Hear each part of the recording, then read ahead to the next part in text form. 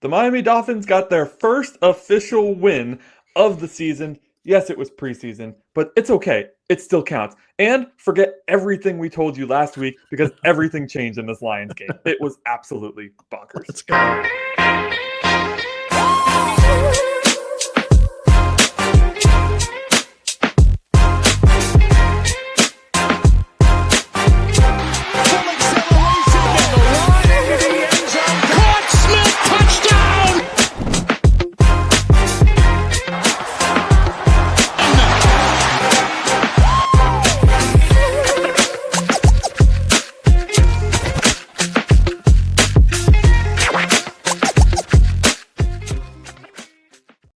Yes, Dolphins, it's the 305 Gridiron back with you for another episode of Miami Dolphins football. We faced off against the Detroit Lions on Saturday, and we took the dub for the first time this season, getting 2025 up and moving.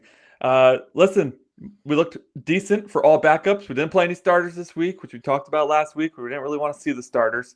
Maybe some of the less star-driven starters played, but no Tua, no Tyreek, no Waddle, Chop Sat. All the big names were on the bench in street clothes, which is what I like to see in preseason week 2. And Zach Wilson and Quinn Ewers come away with the win in this one. The quarterback always gets the credit for the losses. They must get the credit for the wins.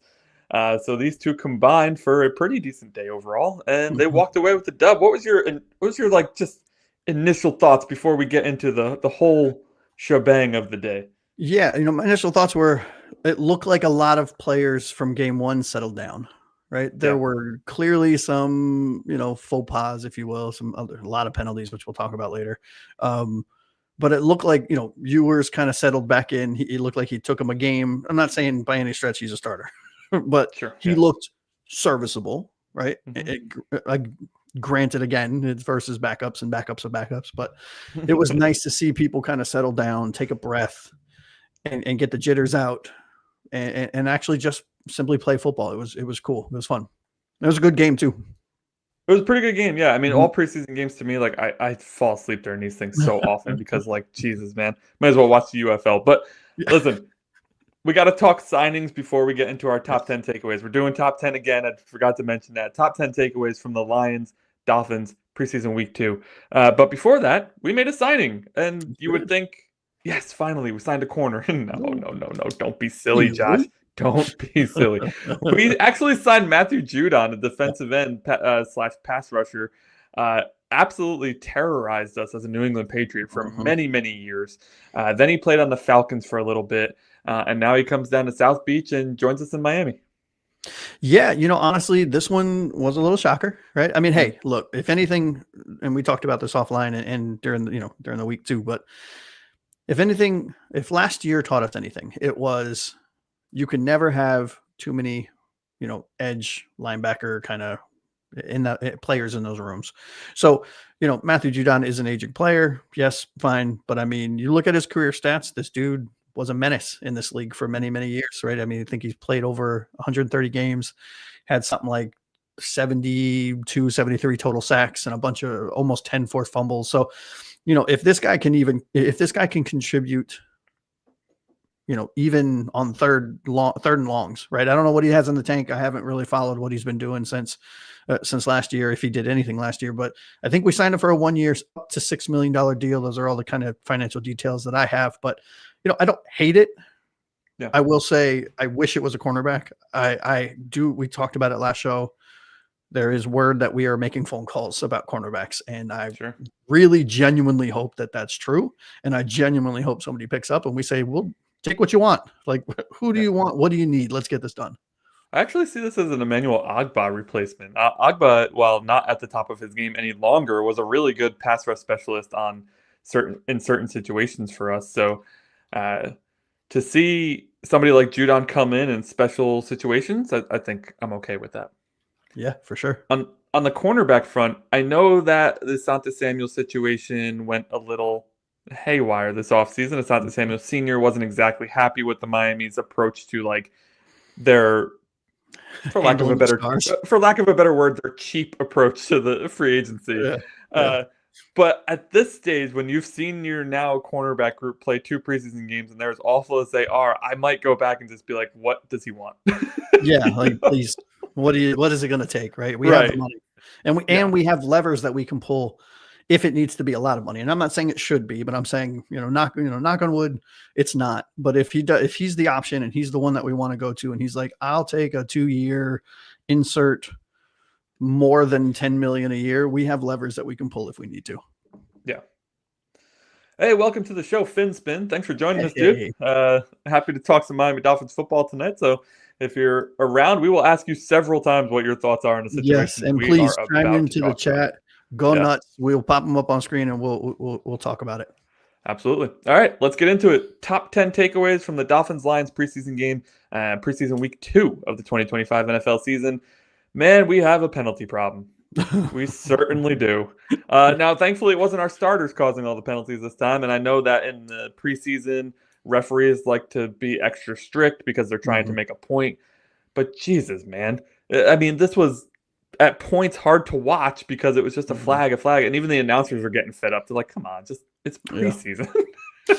Yeah, it was tough, man, because you'd get a flag and you'd see progress a couple plays in a row, and then bam, another flag, and then another flag right after that, and it killed the momentum of the whole game. From a viewer standpoint, from a fan standpoint, it was genuinely awful to watch. But I will say this, it opened some eyes on a couple players, for the Miami Dolphins specifically, that honestly, I think probably aren't going to make this team. Right. And we have a whole show dedicated to the 53-man roster coming up, I believe, at the end of this week, if I'm not mistaken. Maybe not. Don't quote me on that. But, there were a lot of players that made a lot of dumb, boneheaded penalties. And it's just one of those things where, enough's enough on some of these guys, but it was a lot. It was a lot of penalties. It was a lot of illegal contacts, blown coverages. I mean, just it's not good, man. And this is the storyline coming into the season already. The lack of discipline on this team has been well documented by everybody and their mother. So there's an extra critical eye now on every single flag that gets thrown on this team and the players that it gets thrown on and what the repercussions for that are going to be. Now, we saw last year, and maybe this was just because they were souring towards Raheem Mostert, but Mostert had a fumbling problem and he got benched. So maybe we're starting to see, we're starting to see McDaniel get a little more fed up with his players and start taking action rather than be the buddy guy we've gotten used to over the past 3 seasons. Yeah. All right. Yeah. One last thing on that, and I think it's really that's a really important thing is the perception of this team versus the reality of this team. And yes, I think it's very important for us to continue to remember this is a preseason game. These are backups. These are 3rd, 4th, 5th, 6th stringers, practice squad folks, however, I really want to see a bounce back in week 3. They need a get right game. We should expect to see some starters play. I want to see less penalties because we hit the ground running. We have a hell of a schedule. You know what I mean?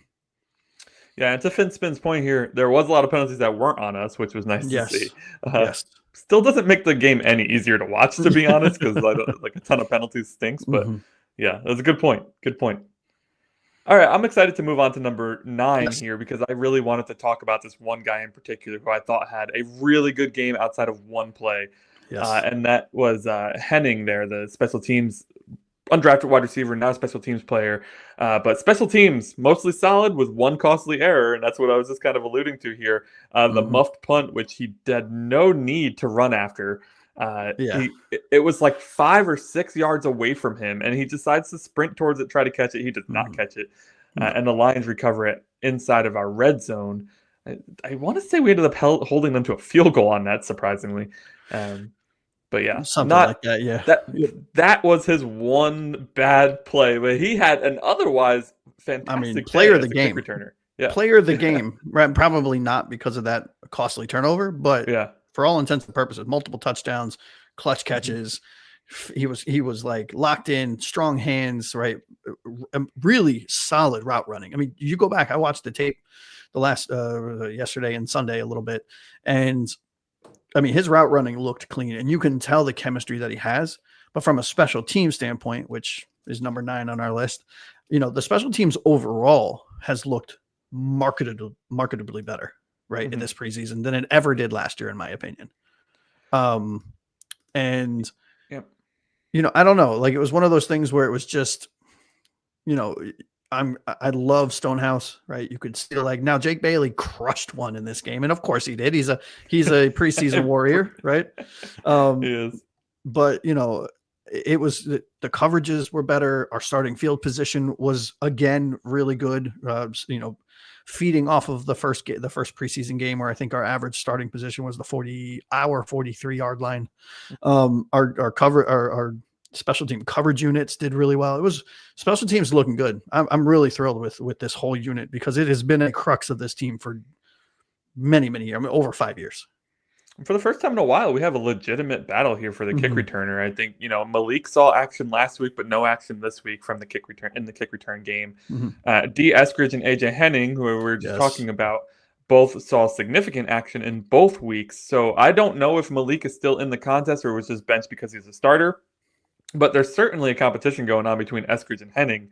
And honestly, that's the only way Henning makes this team is if he ends up being a kick returner. Fair. Yeah. Yep, agreed. D. Eskridge this preseason, these first 2 preseason games has, in my opinion, has solidified his position on this team. As surprisingly as a receiver in this one, which we'll talk a little bit more about later. But yes, his kick return game has been as rock solid as we've grown accustomed to seeing. But yeah, I mean, Finspin says Stonehouse arrival has lit a fire under Bailey, which is probably true. But also Bailey is a preseason wonder. He tends to show up in the preseason much better than he shows up in the regular season. Yeah. All right. On to number 8. We're moving through these first few quickly because these are smaller things, but still things we wanted to talk about. And this one, unfortunately, is about our first pick in the draft a few years ago. Not a first round pick, but he was our first pick in that particular draft. I think it was the 3rd round. Linebacker Channing Tindall continues to look like a lost puppy dog out in the field. I mean, he whiffed on a sack where the quarterback didn't even move. He was running full speed at the quarterback, and then Tindall faked himself out by thinking the quarterback was going to fake him out, and he ran right past him. Dude, I don't know, man. I'm so over this dude. I think this talking about players solidifying their positions on this team. I think this game finally sort of solidified the fact that I don't think he makes this team, right? And he shouldn't make this team in any capacity. He doesn't contribute on anything. He's not even a really good special teams player. He's an inconsistent special teams player. So, I mean, I don't know. At a certain point, you got to you just have to admit that, hey, you know what? We whiffed, right? And it's bad. Was he drafted in Greer's first draft as the GM, or was this the first year that Mike was here? I forget. Honestly, yeah. Let me look it up real quick. He just hasn't. He hasn't done anything, right? He came out of college and he was touted as being a fast linebacker who can close the gap quickly. Unfortunately, yes, he can close the gap quickly, but he completely whiffs on the finishing of that play every single time. He doesn't really read an offense very well. Consistently out of place when he does get playing time, which is not very often because clearly the staff does not trust him. I would be shocked if he is on the 53-man roster. There's just so much better talent at linebacker in this team now. I mean, he the only way he makes this is on special teams, and he's not that good. He was drafted in the 3rd round of the 2022 draft. I want to say that was Mike's first year. 2nd, I think. Because I think it was the year we traded away everything for Tyreek and Chubb and. Oh, you're right. You're right. Yeah. Yep. All right. Well, now that we got that cleared up, let us know your thoughts on Channing Tindall or any of the other. We talked special teams, we talked Channing Tindall, we talked penalties. All 3 were the first things we've kind of noticed in this game. First takeaways for us in this game. So let us know what you think about those 3 things in the chat while we move on to our defense. Very much a feast or famine game for them this week. We saw a lot of depth players, right? And the depth players have a lot of energy, and they have a lot of hype, and they have a lot of pass rush ability, I'll call it. But the discipline is nowhere to be found.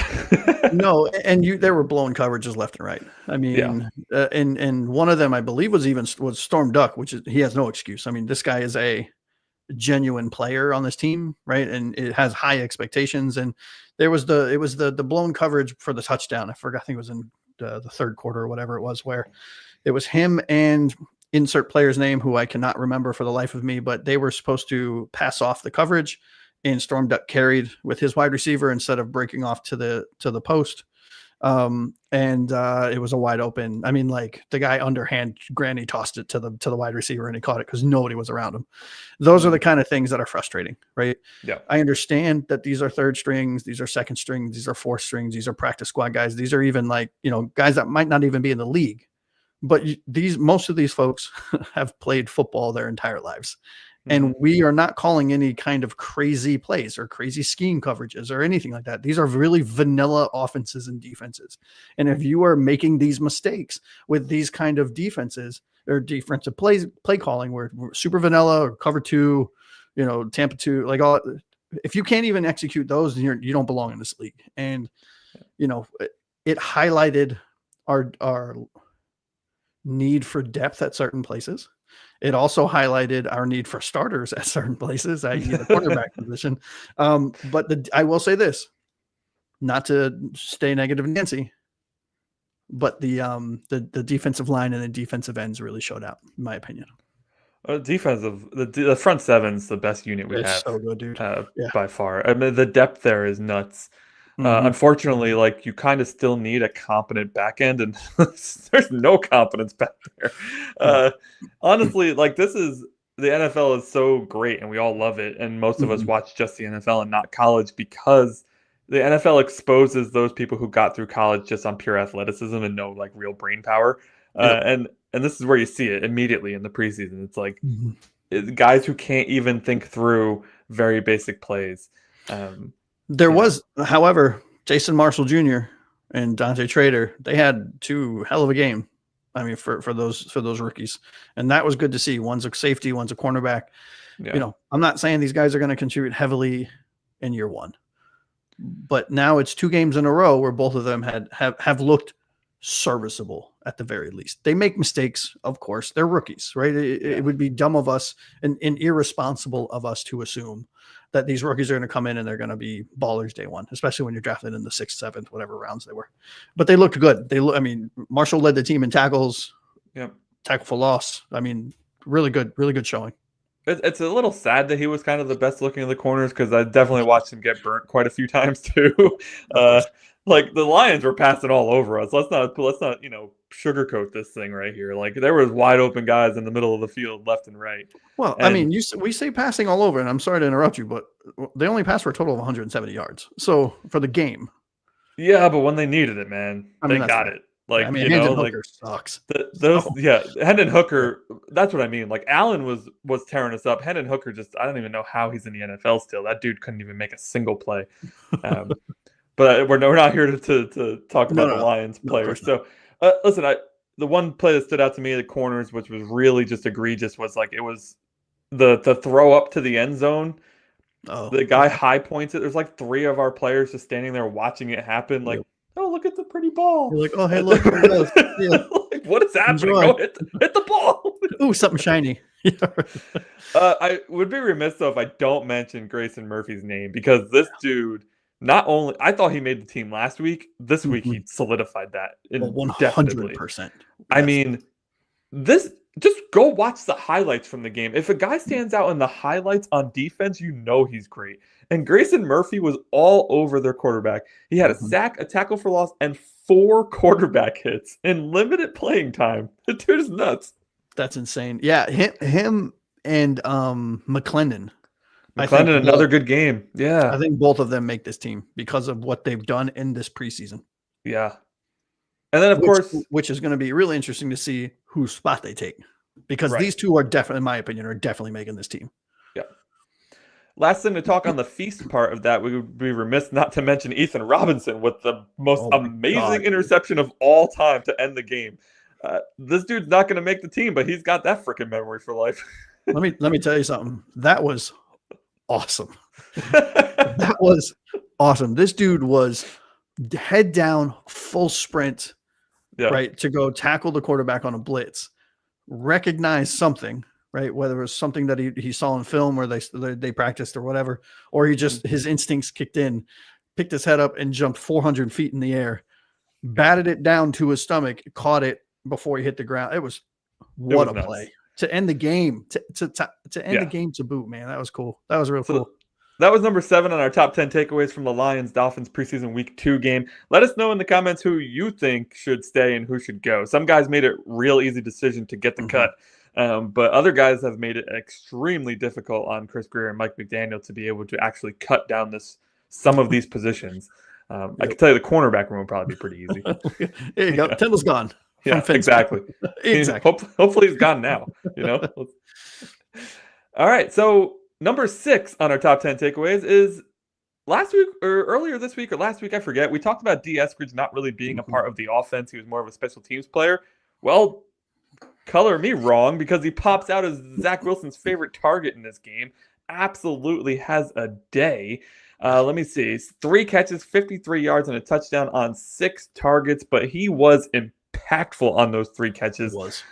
Man, Wilson's safety valve for sure, but I thought one of the more impressive receivers in this game. Yeah, and yeah, he got a lot of targets. 50% of the balls that he got thrown to him, he caught. But what I thought was real impressive is he led the team in average per reception at 17.7, which tells you he, in numerous ways, either breaks first contact, has catch after ability, and you could see it. And what I thought was real cool about Eskridge, when you hear D. Eskridge, you think of, at least I do, or used to, you think of a smaller stature of human being. And I say that in comparison to the NFL, not me. But you watched him in this game, and you watched him last year, and you watched him even on special teams. This dude does not shy away from contact, which I love. He initiates contact, he puts his head down, puts his shoulder into somebody's chest, sits him down, and says, "I'll see you later." And it's really cool to see. Now, does he break into the 53? I believe so. I do think he's one of the locks for this roster. I think he contributes more in special teams until injury, unless or when injuries hit, I guess is what I'm trying to say. And but I mean, I think there are 4 players ahead of him, right? 5. I think Taj is ahead of him. Yeah, true. And then it's him. So I don't know necessarily, barring injury, and if he sees the field. However, in the kick return game, he's going to be incredible for us. He's going to be, in my opinion, probably our primary kick returner and punt returner. Yeah. And speaking of wide receivers, we're going to talk Taj here in a second, but Theo Weiss making a name for himself in this game, trying to make a roster. He comes up with 6 catches, 80 yards, and 2 tutties with only 9 targets. Hell of a game for him. I'm going to throw him in here with this Eskridge conversation, because I do believe these two are potentially playing for that wide receiver 6. I think Eskridge has the lead in that just because he knows the system. He's been here already. But as we know, our wide receivers get hurt hella easy. So I could see Weiss making, the practice squad as that immediate call up if somebody were to get hurt. Yeah, and don't forget, we also don't have a really good tight end right now. So we might carry less tight ends and 1 extra wide receiver. And I do need to correct myself from earlier. I said that AJ Henning had 2 touchdowns. It was actually Weiss that I was thinking of. I got the 2 players mixed up. That's my fault. Easy to do 2 undrafted free agents at the wide receiver position. Easy to do. So number 6 on our top 10 takeaways, D. Eskridge and Theo Weiss both had impressive days for the Miami Dolphins against the Detroit Lions. So let's dive into number 5, which is another wide receiver we're keeping an eye on and we've been big fans of. We didn't get to see him last year because he got hurt. We're seeing him this year, and he has come back explosive, impressive, and plays. If you think D. Eskridge plays bigger than he is, I mean, this kid, no kidding. It's unbelievable. Like, he's not running anybody over. Let's be honest, okay? He's too small for that, but he definitely plays bigger than he looks, and that's Taj Washington out there at wide receiver for us. Yeah, I don't think he has to run through people because he'll run around you and you blink and he's behind you, right? I mean, that's what's been really interesting to watch for me and really impressive to watch is his shiftiness, right? He he does the Tyreek Hill thing, and I'm not comparing the two from a speed standpoint. Oh, they look very similar on the They field. do. They really do. And it's the short. It's not long strides, right? It's like it's 1-2 cut. Yep. 1-2 cut, spin, jump, backflip, slap you on the face, and I'm in for a touchdown. And it's it's really cool to see. I was curious how his body was going to react when he came back from what was a relatively, it was a year-long injury, right? And for somebody of his twitchiness, a leg injury is, I forgot where it was. It was a knee or an Achilles. I can't remember, but either of those are debilitating for a player that relies on his, short area twitchiness. And it's very refreshing and encouraging to see that he's coming back. He has excellent hands for a short guy, right? I don't think he's dropped the ball this offseason. I really don't. At least none that I remember. And he's twitchy. His speed is incredible, and he's a beast on the end around. He's going to be an end around merchant in this league, in my opinion, and especially in this offense, it's going to be real cool to see. I really think the only thing he's missing from Tyreek's game that Tyreek does, again, Tyreek's a way better player than Taj Washington. I'm not saying they're the same, but Taj has a lot of the same tool set, except for one thing. Tyreek can high point a ball even at his small stature. And we haven't seen Taj do that. And I'm not he sure can jump out of the gym. Tyreek Hill can jump out of the gym. Yeah, Tyreek's nuts. Finn's been coming up in here. Ties over Theo Weiss. Yeah, I think it's Weiss versus Eskridge if I had to guess for that last spot, and I do believe Eskridge would get it. Yeah. And I think the locks at wide receiver right now are obviously Hill, Waddle, both Washingtons, D Eskridge, and then we'll see. Right. I think that's it. Right. Well, depending on if we keep six, I think if we keep six, if we keep six, that's it. But to Finspin's point, we could keep just 3 running backs. I mean, we have Achane, Wright, and Ollie Gordon, who we're going to talk about later. Shampkin didn't play a lot, but he looked pretty good too. He looked sharp. He did. Yeah. Again, he was facing subpar talent, but. The only other thing I can think of is that we keep less tight ends, and I know I just mentioned it, right? And I don't mean to harp. It's just none of them are good. They're all essentially blockers. I mean, you can say Jillian Hill I call him Jillian because I'm not a fan of. No, that's his real name. It's okay. Julian Hill is the kind of seam busting guy and whatnot, and Rucci's there, and I get it. There are options in the seam, right? But I don't know. I'm not impressed with any of them. So I'd rather keep one extra wide receiver, given the fact that Waddle's always injured. Not always injured, but he's battled injured. Tyreek Hill always gets nicked up because they're smaller guys, right? That's not a knock on them, no pun intended, but they're just smaller dudes, right? So keeping an extra wide receiver and not risking losing him to another team, I think would be the way I would go.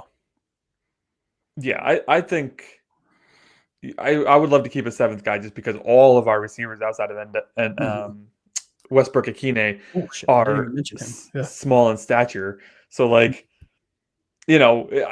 may and Theo Weiss is not small in stature. He's another bigger bodied frame like a Nick Westbrook Akine. So it might be worth having him stick around in hopes that wide receivers don't typically get snatched off of practice squads. There's just too many of them out there.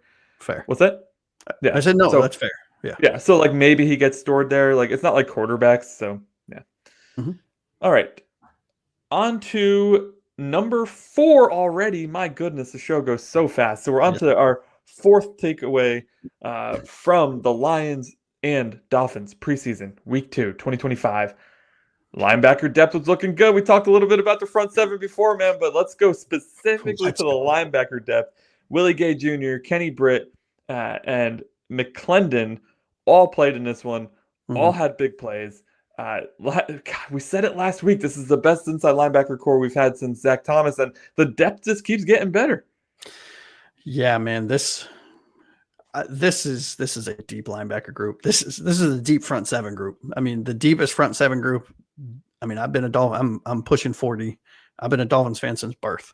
This is one of the deepest, in my opinion. Right? You can crucify me if you want. This is one of the deepest front 7s that I've ever experienced that I can remember as a fan. And it is awesome to see. There's talent everywhere, and there's different types of talent, right? We're not loaded at the heavy, fast guy. We have smaller guys in coverage. We have speed rushers. We have power rushers. We have, bowling balls. I mean, it's just awesome to see. You know what I mean? Yeah, and I think it would be remiss once again if we did not mention Cameron Good, who Yes. was Yes. I believe a seventh round pick for us quite a few years ago. He's mostly played special teams, but like this past free agency, he was one of our first free agent signings, which you and I Mhm. both talked about was a little shocking. Like, why did we put so much emphasis on signing him first? But he actually got in the field, which was impressive to see Mhm. because he's been banged up a lot. And then he was pretty good out there. He was impactful. Yeah. So 5 tackles, a half a sack, a quarterback hit. I mean, that is a good day in the preseason. Yeah, it sure is. It sure is. It's going to be real interesting to see who they keep and who This they is so have to let hard. go, because Yeah. there's so many options. I mean, It's, as hard as it is, you and I both said it numerous times on various shows that we've been on and ours. yeah. This is the best problem to have, right? Yeah. When you have a surplus of good talent, it sucks to have to let them go, but that just means you did it the right way, right? You Right. signed the right players for your system, which is great.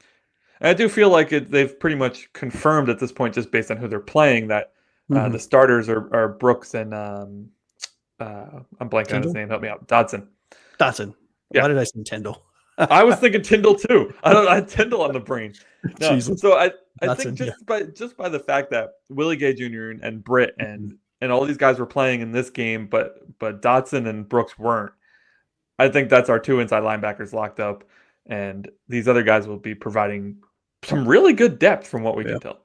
Yeah, I'll be surprised. I know that it seems that, Dotson is starting, right? I I genuinely believe that Willie Gay Jr. is putting more on tape and is a better player right now. That is not a slight on Dotson whatsoever. I'm a huge fan. You guys, everyone that knows me and knows the show and has seen us on other shows knows that I'm a huge, he's the one I want. I wanted us to re-sign him. I wanted us to do two things. I wanted us to re-sign him and extend Zach Sealer, and we did both. Yeah. But watching Willie Gay Jr., who I was familiar with, but watching him in this preseason and in practices, I mean, I said it on our first show. I think this dude's going to be statistically the second best linebacker by the end of the season. He could be, yeah. And we talked about that just earlier last week, Thursday, right? These shows are all combining at this point. But yeah, and I think that it's Brooks and then a rotation. Yeah, that's perfect. That's the perfect way to say it, depending on the competition. Right. Yeah. And we might see three linebackers a lot. Three inside linebackers a lot, depending on is it a run heavy team? Are we playing Baltimore? Like, you need more linebackers, right? Like, if we're playing Cincinnati, well, you don't need as many. You need more guys in the back trying to protect the corners who are really terrible. Exactly. So, yeah, it's all depending on who you play. Finspin thinks that Cameron Good's going to lose his job to Biggers, who will be a massive plus on special teams, taking another tip from Good, and Matt Judon addition as well. Yep.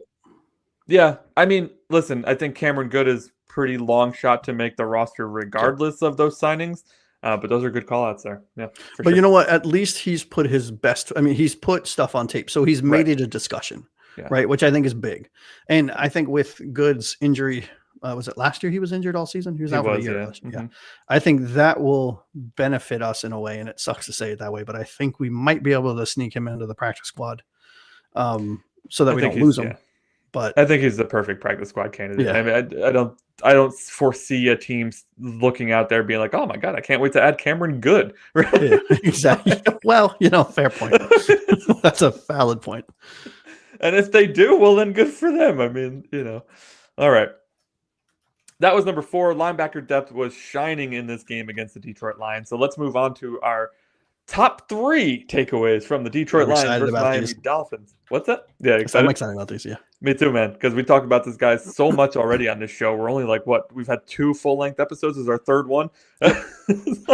And we've talked about him a ton because all he does is make plays. Jordan Phillips is a grown man. This dude is a 5th-round pick fighting for, in my opinion, making it known that he wants to start. Yeah. This guy, this this large human with a massive wrestling background and a low center of gravity, who, for those of you that know us, I said this on the last show, but just for some context, we are big draft guys, or I am specifically, and we do a live draft show and everything. But I had Jordan Phillips as I had a third round grade on him on my top 100, and the fact that we got him in the fifth, this man looks like a third round pick. He does not look like a fifth round pick, and it's very cool to see him come in. He's disciplined, he's smart, he initiates contact, he's strong, he's fast, he knows angles, he's good on hand at it. He's great with his hands, and he's producing, and he's doing it day in and day out in practice, from everything that I read and the people that I know that attend practice that are part of the Dolphins media. And he's doing it in games live on Sundays. And I think this, to your point, Anthony, I think he's really making a case for, if not starting minutes, some serious rotational play time. Oh yeah, he's going to be heavy minutes in the rotation, which we talked about previously. We like to rotate defensive linemen anyways. But I mean, you're consistently making big plays. He had 4 tackles, a sack and a half, a tackle for a loss, and 2 quarterback hits in this game, and limited playing time again, right? Like, I mean, Phillips is making the best of his opportunity right here. 5th round pick, that's what you need to do. Yep. All right. Let us know what you guys think of Jordan Phillips. Have you noticed him? It's hard not to notice him. He's huge on the field. But yeah, if you haven't, go watch the highlights. He's in it many times. Jordan Phillips is an absolute beast. We added in this year's draft. Yeah. I like how you said that. He's in it many times. Absolutely. So that's great. 5th round pick, making waves. So let's move on to our second takeaway. It's a 6th round pick from this year's draft, making waves. Dude, if we have a 5th and a 6th round pick starting or playing significant time this season, Chris Greer, round of applause. We need to revisit. Buddy. Yeah, we need to revisit that conversation. Because that's the way it's looking right now in the preseason. And I get it's preseason, but we're about to talk Ollie Gordon again. You know we're about to talk Ollie Gordon again. Oh my goodness. Because he has outplayed Jalen Wright in every possible way through 2 preseason games. In fact, Jalen Wright looked absolutely lost in this game. It was a fumble. He couldn't get any yardage at all. I was like, watching this game, I was just like, holy crap, man. Ollie comes in, makes an immediate impact, is running guys over. Nobody's stopping him. Like, it's the Ollie Gordon show. Yeah, no, I think this game, I think it's officially, he has officially surpassed Wright in the depth chart. I hope. And if he hasn't, he should have, in my opinion. Yeah. Now, I think the only part of Ollie's game that he really needs to focus on right now is in pass blocking, right? But I mean, we're nitpicking here, right?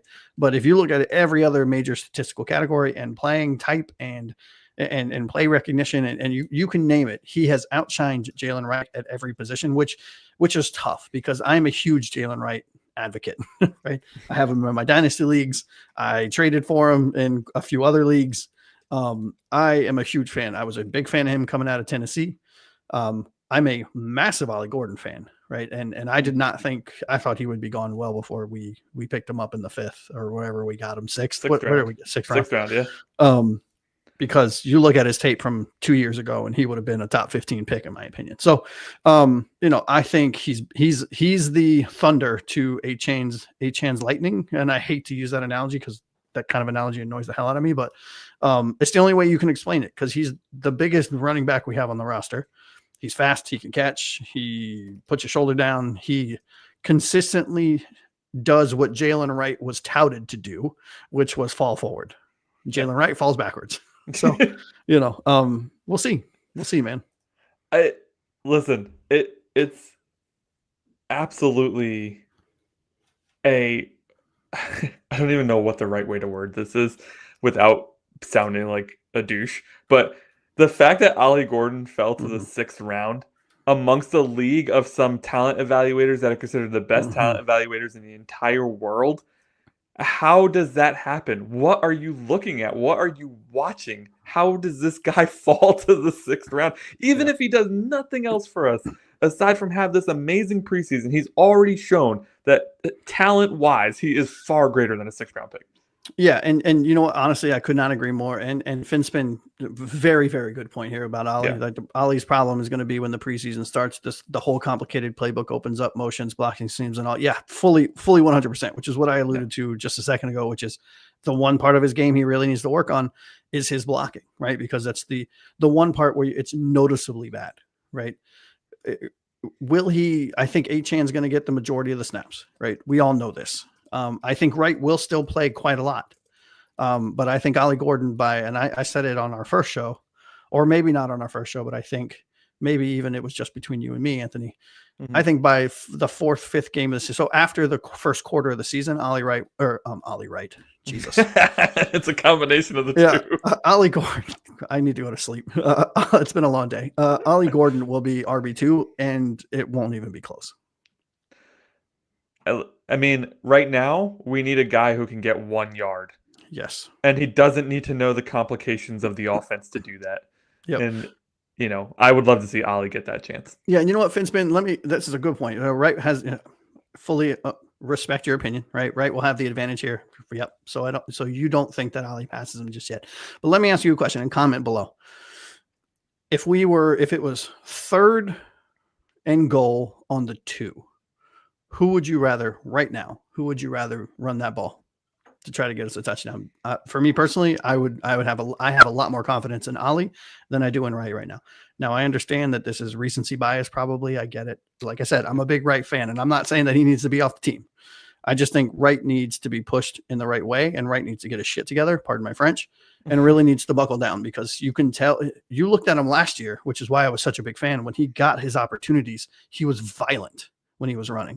And this year you look at Jalen Wright and it's like he forgot how to turn his legs. He forgot how to initiate contact. He forgot how to read a hole and a very basic running back concept. He's just completely out of it. So maybe he just needs a get right moment. Maybe there needs to be an internal conversation. I don't know. But at this moment, if we need 1 yard or 2 yards to Anthony's point, I'm putting Ollie in. Yeah. And to be fair, we haven't seen Ollie against the first team for sure. I don't even know if we've seen him against the second team at this point. He does get put in later in the game, but just like from a perspective of like how do they look running the ball, it's night and day. Yeah, I would love to see Ollie in game 3 here get a chance to start it off with Zach if Zach's going to play. But I will tell you, I'm it'll be telling who starts in game in this 3rd and final preseason. Yeah, I think the only person who has a lock on. I think Jalen Wright has a lock on a roster spot, but in terms of like where the depth chart is at running back, Achan's the only one with a lock there. Oh, for sure. I mean, we could see Shampkin jump the freaking depth chart. I mean, these guys shown that they have no real loyalty at the running back position. No. They will play whoever looks the best. So we'll see. And they went after Shampkin when there's plenty of other people out there that they could have picked up. True story. I mean, Jamal Williams was in here for a visit, and they went Shampkin. So. Yep. Like, I know we haven't seen him a lot yet, but let's not forget the name because Shampkin had 2 carries for 32 yards and a long of 26. And so, I mean, again, short sample size, but we'll see. Right. We'll see. All right. Let us know what you think of the Ollie Gordon, Jalen Wright drama here. It's one of the best competitions we're having in our off season so far because the cornerback competition has been a disaster across the board. Yeah. And so we need something to put hang our hats on. And it's been a running back battle. But that was number 2 on our takeaways. Number 1 in our top 10 takeaways is arguably the only battle that's going better than the running back position. Last week, I claimed and I shouted from the rooftop that this battle was over. We both did. Yep. We both did. Yep. It did not look over in this game, though. Nope. Of course, we're talking about Zach Wilson versus Quinn Ewers for the QB2 spot. I know that money's going to play a part potentially in this. Quinn Ewers outplayed Zach in this game for sure. But in my opinion, I am still leaning Zach. So I don't know if this swayed you to the other side yet, but I am still in the Zach camp despite not really being his biggest fan. So far for our backup quarterback position, who's going to back up Tua? That's the big question. Honestly, I'm with you. Right, this did not sway me, in any stretch. It was good to see. I mean, look, and Yeah. I've said it on this show, and I've said it on our group chat, and I've said it on other chats that I've been part of. Yeah. Ewers is a 7th-round quarterback playing like a 7th-round quarterback against 4th, 5th, 6th string other 7th-round players, right? So it was really good to see a bounce back week. It was really good to see the maturity and the wherewithal to understand that you did not play well in the first game and come out and put some solid film, or put some solid plays on film. I think Zach Wilson, money, irregardless of the funds, the money part of this conversation, Zach has his problems. We know what Zach's problems are. He hears ghosts behind him. He has happy feet when the pocket starts collapsing around him, and he dinks at least 2 or 3 throws into the ground for no reason, off because he throws off the back foot. But then he turns around on the next play and chucks a 50-something yarder off his back left foot, spinning around doing a backflip, and you're like, Jesus, this dude's got arm talent out the wazoo. I think if Tua goes down, it doesn't matter which one of these two are starting, we're screwed. However, I would feel more confident today if Wilson was the one, to get the backup, and I think he will. I think Ewers will spend the year on the practice squad, which is where he should be, and then we can have the conversation next year. Yeah. What I noticed the most about Ewers in this one is he just looked way smoother. Even in, like, the play actions, everything. He just was a smooth drop back. It was a smooth throw. The whole Ewers process was just much smoother this week, which was the exact opposite that we saw against the Bears, where he looked choppy, he looked scared, he looked confused a lot of the time. Like, it was night. I wasn't sure it was the same quarterback, honestly. I had to look up what number he was because I didn't know. So I'm like, who the heck is that? And it was Quinn Ewers, and I was like, this is surprising. Consider me surprised, and I'm going to have to eat crow a little bit on the podcast. Which is great. This is the kind of crow that tastes delicious to me, right? Yeah. I will say this, though. It makes sense because, again, this was last week was his first pro game ever. So it made sense that he was a little quick to read and slow and stuff like that, but they're quick to read and slow to read in some cases, and overthrew balls because he got too hyped up and he put too much into it or didn't put enough into the window because he didn't want to risk throwing an interception. So, this again was a really good. This is what you want to see. You want to see a player struggle. You don't want to see him struggle, but if a player struggles, you want to see him come back the next week and right some wrongs and show that he worked on something. Or in Ewers' cases, this game worked on a few things because he looked like, to your point, like a completely different player. And it was very cool to see. The one thing about Wilson that frustrates me, though, and I'll put this out there, is his propensity to have unnecessary happy feet, right? Yeah. This is the NFL. You don't have a lot of room. And I understand you can't control where you're drafted, so I'm not going to put, well, you were drafted as a 2nd overall. Like, I'm not going to put that on him, right? That was a different team that made a horrible decisions and a slew of horrible decisions for a crappy franchise, Jets. However, it's something that it's been long enough for you to know.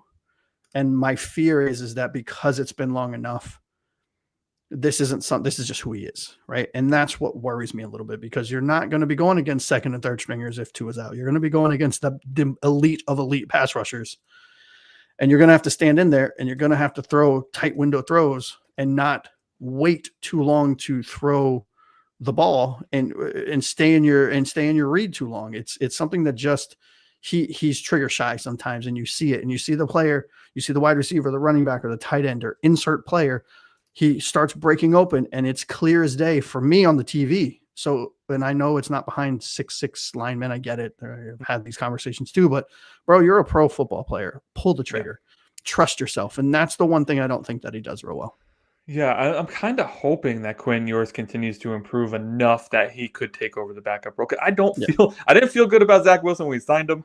I think that he is the backup right now just because he has the experience and the know-how of an NFL offense. But my goodness, I don't love his happy feet. I don't love that he looks like Ryan Tannehill more often than not. And the Miami Dolphins version of Ryan Tannehill, not the freaking wonder Tennessee Titan that he was. Which I don't know how Mike Vrabel got that out of him, but whatever. exactly this. He operates in panic mode. Yep. And when Quinn Ewers came in, you saw the exact opposite, which was great to see. Yep. A panic mode backup quarterback is pretty much what we've had for the past forever. I Well, mean, we had Fitzpatrick before, so Fitzpatrick was great. So yeah, I'm not on the give the backup role to a 7th round pick train just yet. We saw how that worked out with Skylar Thompson, and again, Zach Wilson was one of the first free agents we went after day one, so he gets the benefit of the doubt because of that. He was a targeted player by our front office, but goodness gracious, am I hoping and praying over here that Quinn Ewers can put it all together. Yeah, honestly, and to Finspin's mode, he's team Ewers, and I'm not against Ewers at all. Please don't take anything that I've said as I don't think he's a good player. I just think he needs a little bit more time in the oven. You know what I mean? Like, he's a little underdone, and that's okay for a 7th round pick coming from a really big college. He has the talent. To your point, Anthony, I think next year Ewers could very well be our QB2, or even by the middle of this year, right? It just depends. That's part of the struggle, is that, if Tua gets hurt again, he's had a tendency to get hurt in the beginning of the freaking season. Yeah. And I don't want to throw Quinn Ewers out there, although it is a lighter schedule in the beginning of the year. These are still NFL defenses we're facing. Yeah, I mean, even like we'll talk about the schedule, I think next week or later this week, even against Indianapolis, who we start the season with, who most people expect to be a contender for the 1st round pick this year. That's still an NFL defense. If Quinn Ewers had to go in there, we're getting blown out. Like, let's be honest. Yeah, no, of course. All right. So that was it, boys and girls. That was our top 10 takeaways from the Dolphins' first victory of the year over the Detroit Lions. Thank you so much to Finspin here joining us in the chat for the entire show. We appreciate you, man. We have shot you some follows. Everybody else, go shoot Finspin some follows. And while you're doing that, shoot us one as well, because we could use the subscribers as well. I hope you enjoyed the show today. We have so much fun talking Dolphins football.